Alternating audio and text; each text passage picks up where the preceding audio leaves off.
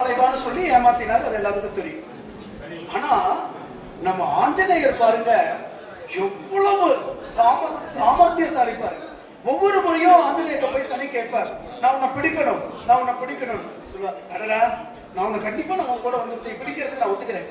ஆனா இப்ப ராமர் வேலை பண்ணிட்டு இருக்கேன், இப்ப என்ன தொந்தரவு பண்ணாது, இப்ப என்ன தொந்தரவு பண்ணாது.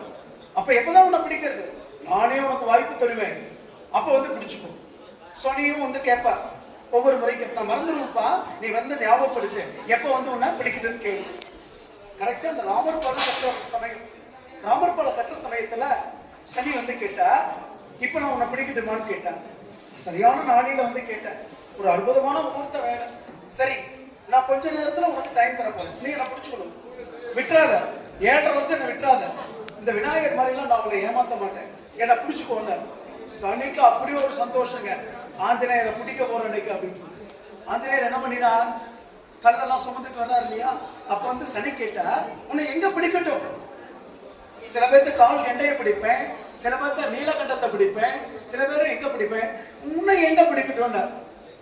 ஆஞ்சநேயர் சொன்னார், என்னுடைய கரங்கள் ராம சேவை செய்து வருகிறது, ஆகவே என்னுடைய கரத்துல பிடிச்சிடாரு, நான் ராம காரியமா போயிட்டு வந்துட்டு இருக்கேன், என் காலில்